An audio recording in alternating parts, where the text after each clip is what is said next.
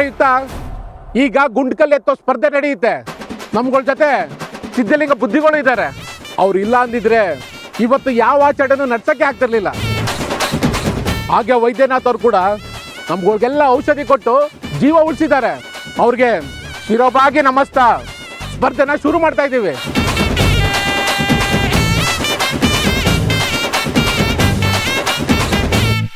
ಬುದ್ಧಿ, ನೀವೊಂದು 2 ಮಾತುಗಳನ್ನು ಹೇಳಿ. ಮಕರ ಸಂಕ್ರಾಂತಿ ಅಂತಂದರೆ ಸಂಕ್ರಮಣ ಕಾಲ. ಸೂರ್ಯ ತನ್ನ ಪಥವನ್ನು ಬದಲಾಯಿಸುವಂಥ ಸಮಯ. ಇದು ಅತ್ಯಂತ ಪುಣ್ಯದ ಕಾಲ. ಹೀಗಾಗಿ ಈ ಹಳ್ಳಿಗೆ ಬಂದಿದ್ದ ಕಂಟಕವೆಲ್ಲವೂ ನಿವಾರಣೆಯಾಗಿದೆ.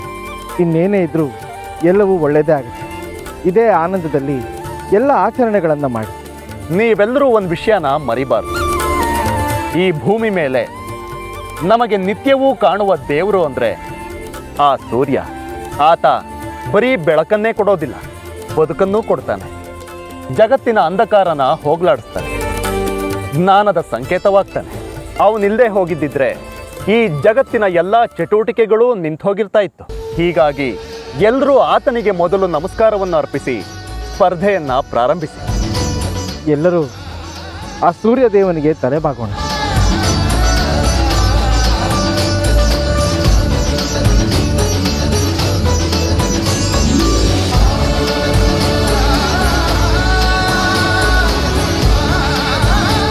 ನೋಡಿ, ಈಗ ಸ್ಪರ್ಧೆನ ಶುರು ಮಾಡೋಣ. ಎಲ್ಲಾರ್ಗೂ ನಿಯಮ ಗೊತ್ತಿದೆ ಅಲ್ವಾ? ಅದನ್ನೇನು ಹೇಳೋದು ಬೇಡ, ನಮ್ಗೆಲ್ಲ ಗೊತ್ತು.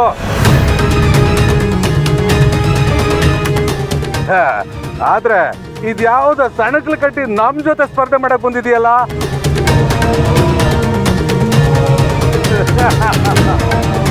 ಅಲ್ಲ ಶಂಭುಲಿಂಗ, ಇವನು ನೋಡ್ತಾ ಇದ್ರೆ ಈ ಗುಂಡ್ಕಲ್ಲಿನ ಕಾಲ್ ಭಾಗನೂ ಇಲ್ಲ.